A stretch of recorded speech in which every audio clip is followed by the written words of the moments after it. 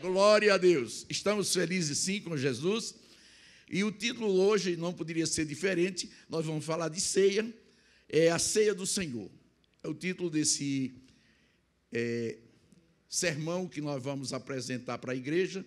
E que o Espírito do Senhor fale aos nossos corações de conformidade com aquilo que Ele quer que nós levemos para as nossas vidas, para as nossas casas, para as nossas famílias.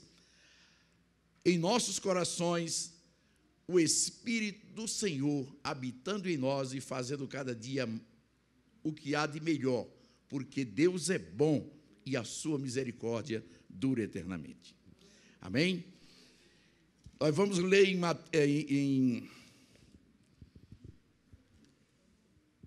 1 Coríntios,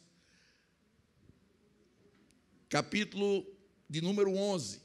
E vamos começar a ler do versículo de número 17. Pode ser projetado no Data Show para que nós possamos ler numa só versão. 1 Coríntios, capítulo 11, verso 17, diz o seguinte: entretanto, nisto que lhes vou dizer, não os elogio, pois as reuniões de vocês mais fazem mal do que bem. Em primeiro lugar, ouço que, quando vocês se reúnem como igreja, há divisões entre vocês e até certo ponto eu o creio. Continue. Pode continuar, por favor.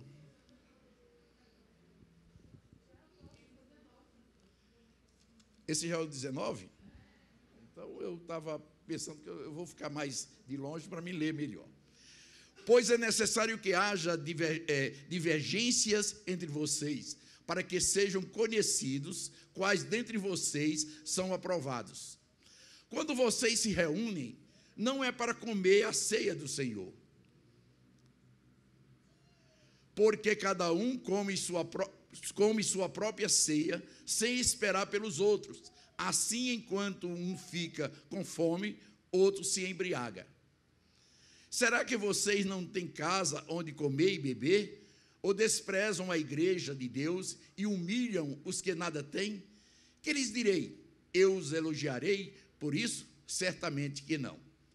Até aqui, até o número 22.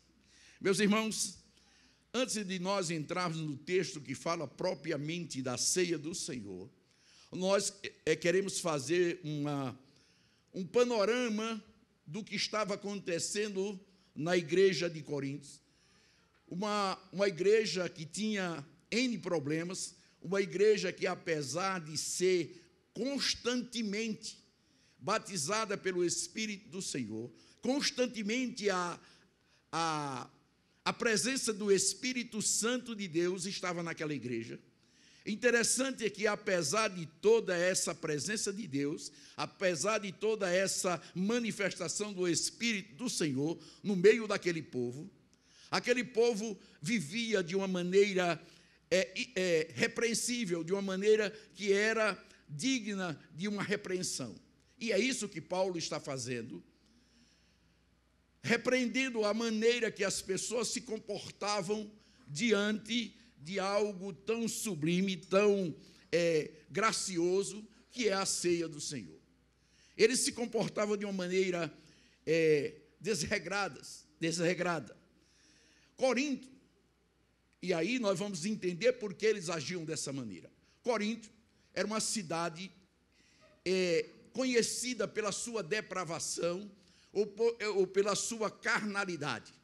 Era um povo que tinha como cultura prestigiar, ou homenagear, ou cultuar, melhor dizendo, a um Deus chamado Deus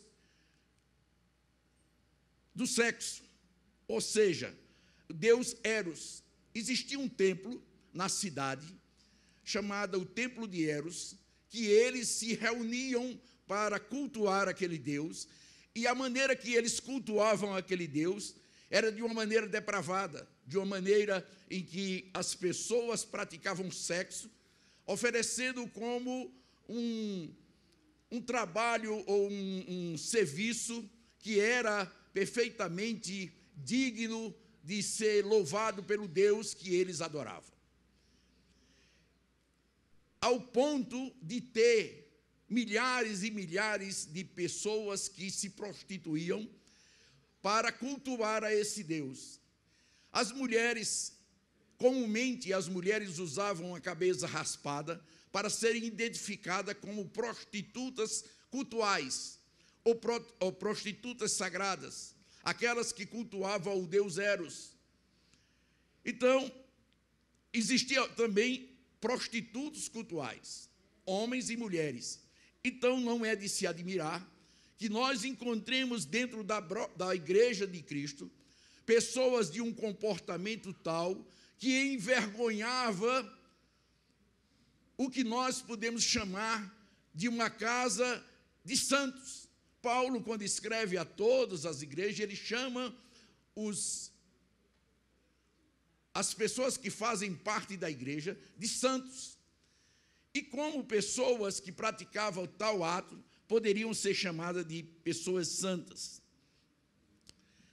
Devido a essa cultura das mulheres rasparem o cabelo para se identificarem como prostitutas cultuais, Paulo dá um conselho para aquelas mulheres cristãs de Corinto, para que elas não usassem o cabelo cortado, que usassem o cabelo longo, porque aquilo significava que elas não pertenciam mais à sociedade, que elas não pertenciam mais àquele povo de costume tão desregrado, tão pecaminoso.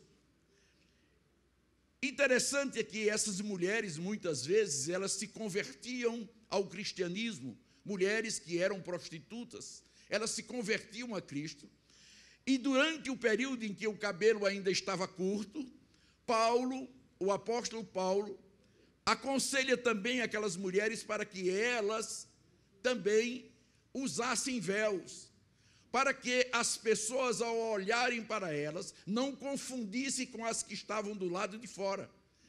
Eu estou apenas fazendo uma retrospectiva do que eu preguei hoje pela manhã, porque muitos que aqui se encontram não estavam pela manhã, para que vocês tenham a dimensão exata de tudo aquilo que nós vamos trazer como mensagem da ceia do Senhor hoje à noite.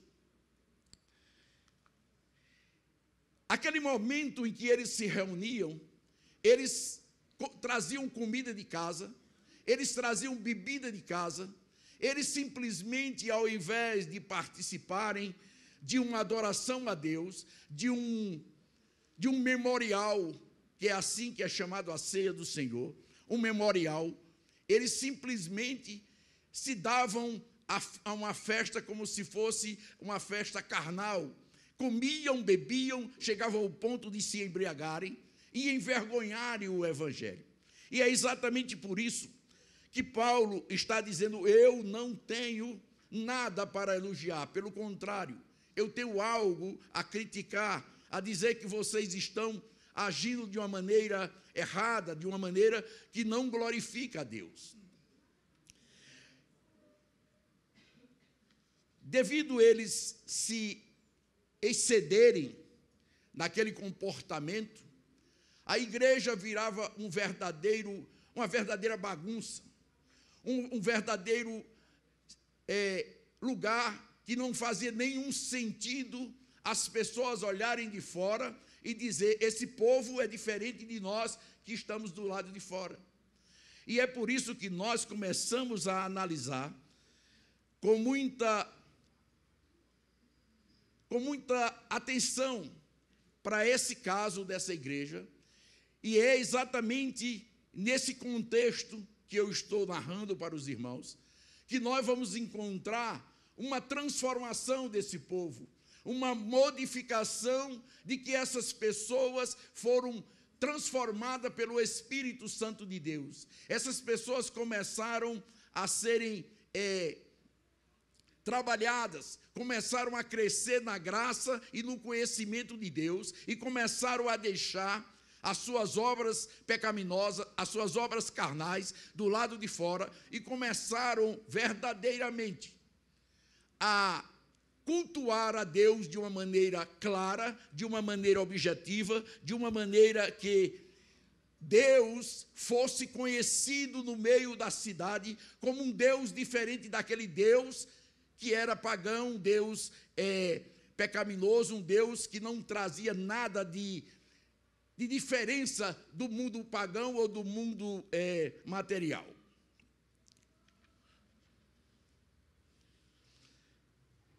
Então o apóstolo Paulo procura fazer ciente de que a ceia é uma celebração de uma nova e eterna aliança. Quando nós olhamos para as alianças que foram feitas no passado, nós começamos a entender o que significa exatamente essa revelação que Paulo teve de Jesus Cristo, dessa nova e eterna aliança. O que acontece é que na velha aliança, quando Deus fez um pacto com Abraão, para que Deus se manifestasse e dissesse para Abraão que ele estava naquele negócio, Deus pediu para que Abraão matasse alguns animais, estendesse no chão, e ele pudesse circular no meio daqueles animais, porque era assim que se fazia um pacto, era assim que se fazia uma aliança, era assim que se fazia um contrato, era assim que a pessoa dizia: eu simplesmente, tudo que tenho lhe pertence, e tudo que pertence a você me pertence. E assim Deus e Abraão fizeram um pacto. Ele estendeu os pedaços dos animais no chão, e durante a noite ele teve uma visão que abutres queriam comer aqueles pedaços de carne. Então Abraão levanta-se e começa a espantar os abutres, e isso fazendo com que Abraão se movimentasse no meio daqueles pedaços de carne, dizendo: isso é meu, isso me pertence, vocês não podem interferir nesse local, nessa aliança. Mas quando amanhece o dia, Deus fala com Abraão e faz descer do céu fogo e consome todo aquele holocausto. O que isso quer dizer, meus irmãos? Isso quer dizer que simplesmente Deus estava fazendo uma aliança com Abraão, dizendo: olha, tudo que é seu é meu, tudo que é seu é meu, e tudo que é meu é seu por divina herança. Amém? Portanto, tudo que é de Deus, tudo que Deus prometeu, como disse aquele hino que foi cantado aqui, tudo que Deus prometeu é direito nosso, louvado seja o nome do Senhor. Portanto, a ceia é uma celebração de Deus ao homem, portanto, não é uma invenção humana. A primeira coisa que nós encontramos a partir daqui, do verso 23, é que ele diz o seguinte, nós lemos até o verso de número 22, e no verso 23 ele diz o seguinte: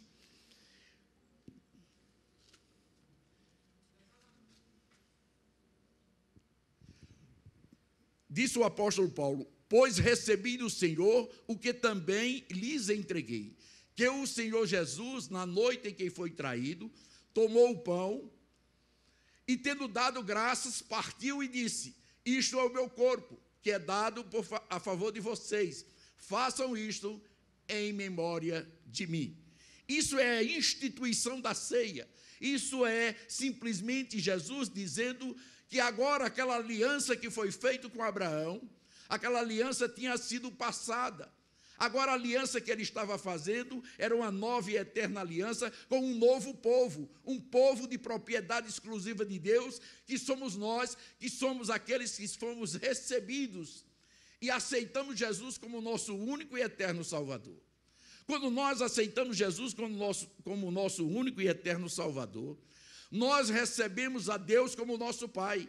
Nós agora não somos mais simplesmente criaturas de Deus, mas nós, a partir do momento que somos aceitos por Jesus Cristo, quando nós aceitamos Jesus Cristo, Deus nos aceita como seu verdadeiro filho. Amém?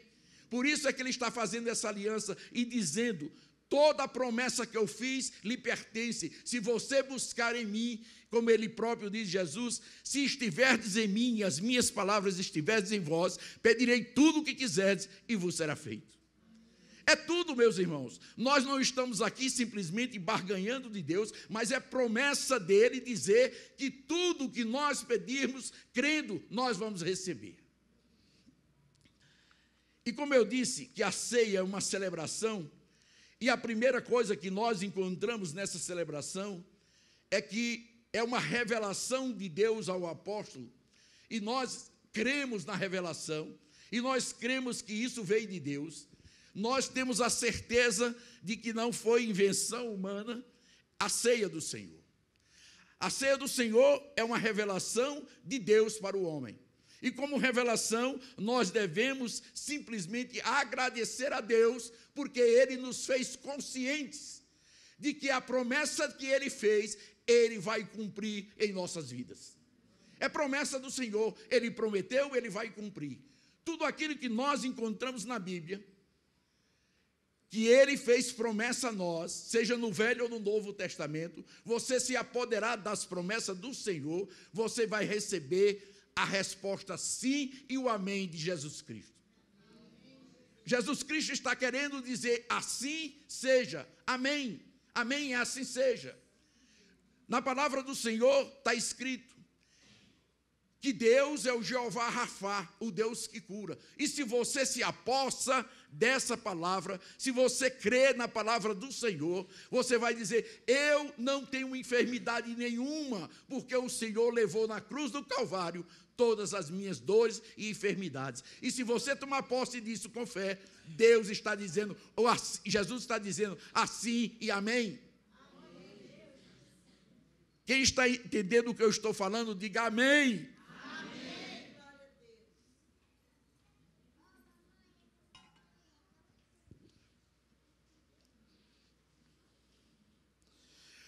Primeiro ponto dessa lição, dessa pregação, é que a ceia do Senhor é uma revelação de Deus para nós, como uma aliança, ou seja, como uma promessa que Ele faz a nós, dizendo que tudo que é dele é nosso. E tudo que Ele prometeu, Ele vai cumprir na minha e na sua vida.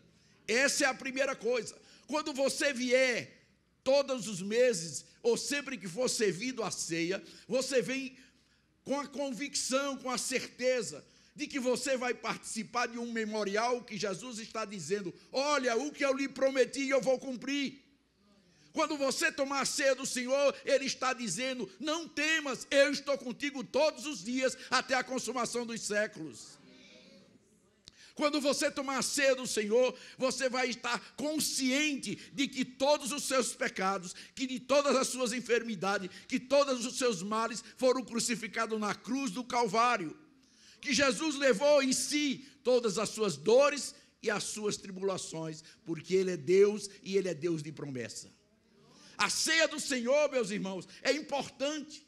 Se você acreditar e tomar a ceia do Senhor, dizendo que o corpo restaurado de Cristo agora lhe pertence, agora faz parte de você, você vai sair daqui curado de qualquer enfermidade que tenha no seu corpo, em nome de Jesus. Dê uma salva de palmas porque Jesus merece. É promessa do Senhor. O que Ele promete, Ele cumpre.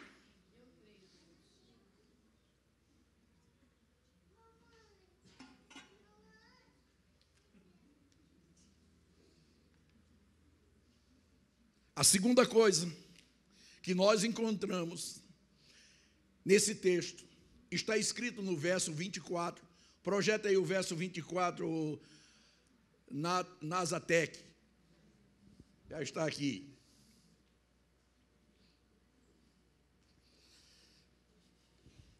Diz assim a palavra do Senhor, e tendo dado graças, diga comigo, repita isso aqui, e tendo dado graças, partiu e disse, isto é o meu corpo que é dado em favor de vocês, façam isto em memória de mim. Amém?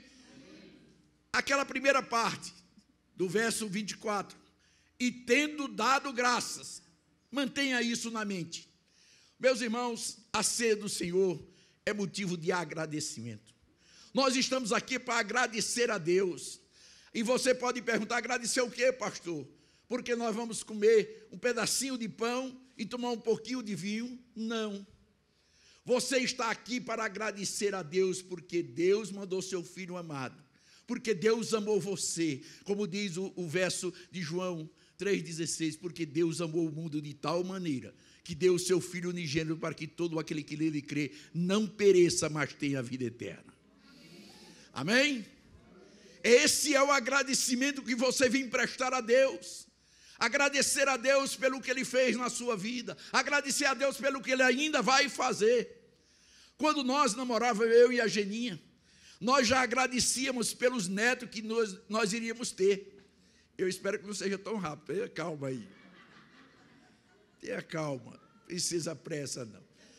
Mas nós acreditamos na promessa do Senhor, pedi, pedi, e dá-se-vos-á, pois todo o que pede, recebe, todo aquele que busca, encontra, todo aquele que bate, a porta vai se abrir, em nome de Jesus. Amém. Glória a Deus.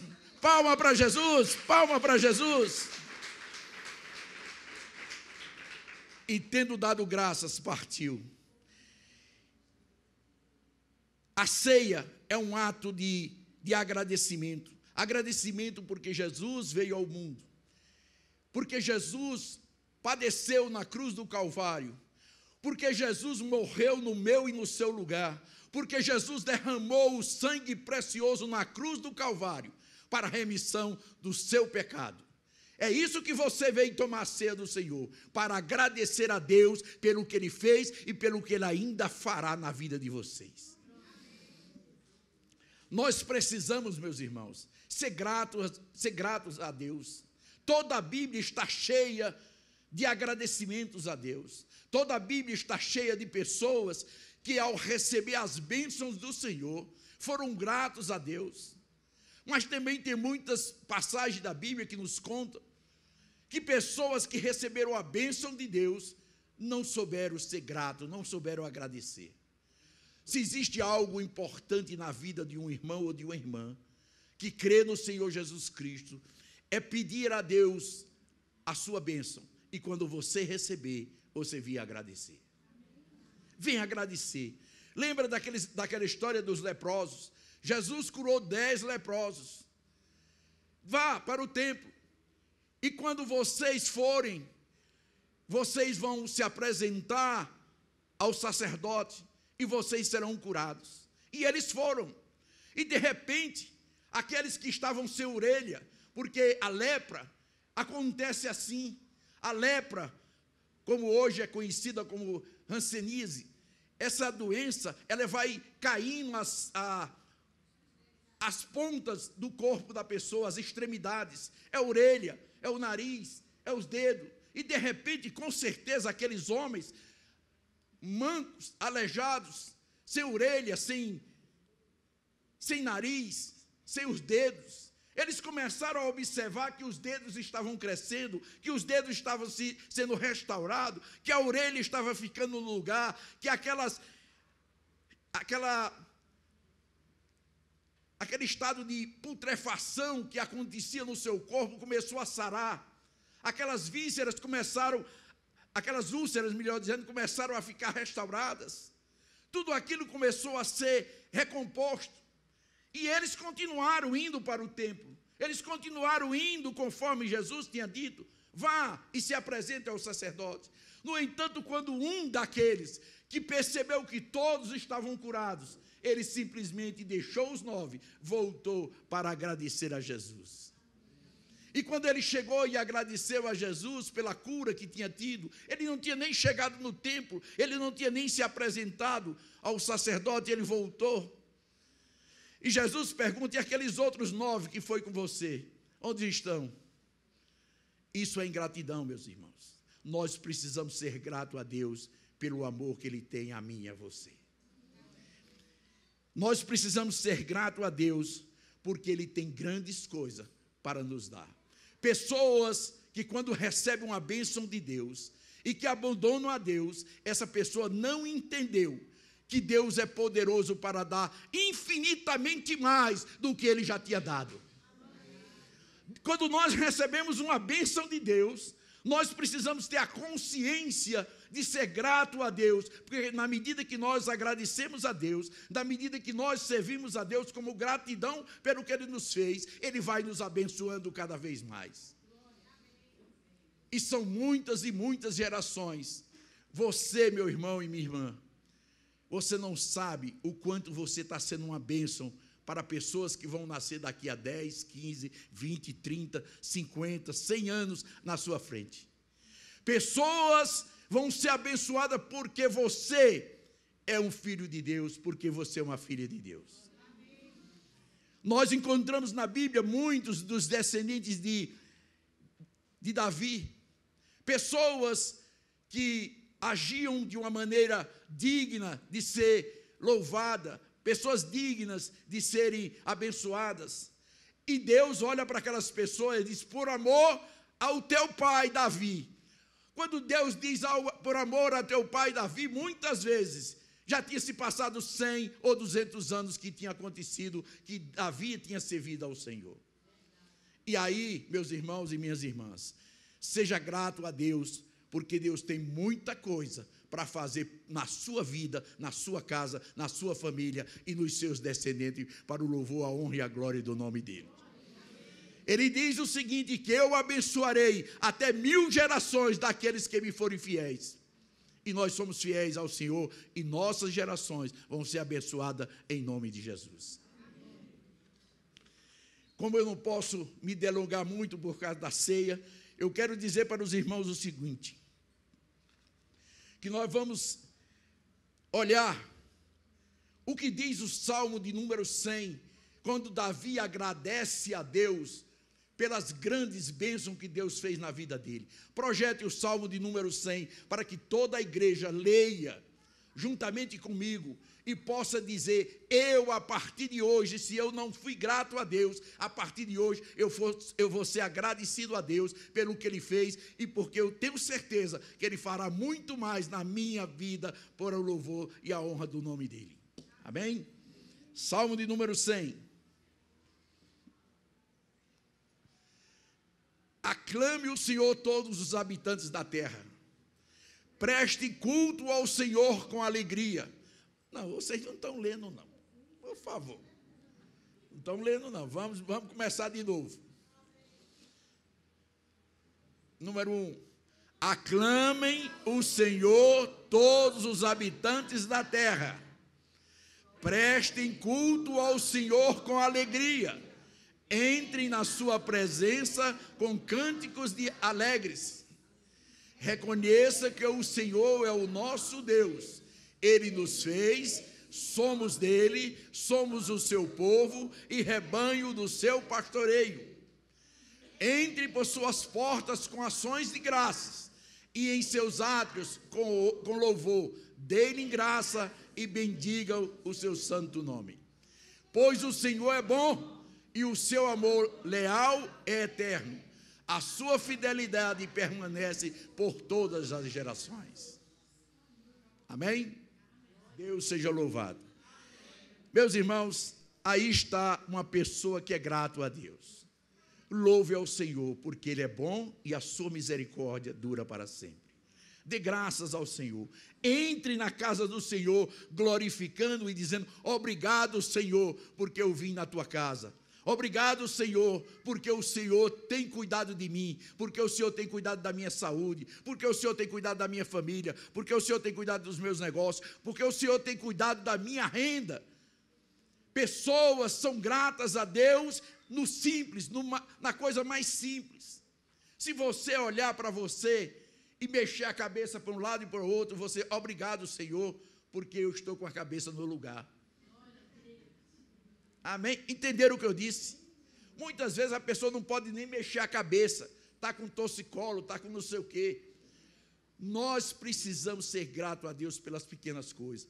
Olhe para a sua mão e diga, graças a Deus porque minha mão está no meu lugar, está no lugar certo. Aperta assim a sua mão. Olhe, obrigado Deus porque minha mão está no meu lugar. Tem pessoas que querem fazer isso que você está fazendo e não faz, porque não tem mais mão. Imagine se não tiver a cabeça, aí já sabe onde é que está. Então, dito isso, meus irmãos, Deus é bom, a sua misericórdia dura eternamente, e nós estamos aqui para dizer ao Senhor, obrigado pelo que o Senhor fez e pelo que o Senhor ainda fará na minha vida. E hoje estamos celebrando a ceia do Senhor, neste culto de agradecimento pelo sacrifício feito por nosso Senhor e Salvador Jesus Cristo. Hoje é culto de ação de graça. Nós estamos para agradecer, porque Deus enviou seu Filho amado para morrer no meu e no seu lugar. Assim, quando Jesus ia se aproximando da beira do rio Jordão, e João Batista enxerga ele se aproximando, João Batista olha para Jesus e diz: eis o Cordeiro de Deus que tira o pecado do mundo. Ele tirou o meu e o seu pecado, porque Deus é bom, Deus é misericordioso e Deus é gracioso. Graça, meus irmãos, é um presente imerecido que nós recebemos de nosso Pai, o Salvador. Graça é quando nós recebemos aquilo que nós não merecíamos receber, mas misericórdia é aquilo que você e eu merecia receber e Deus não dá. Nós pecamos, merecíamos o castigo de Deus, mas pela misericórdia do Senhor, Ele nos abençoa em nome de Jesus. Amém. Salva de palmas para Jesus, porque Ele merece. Aleluia.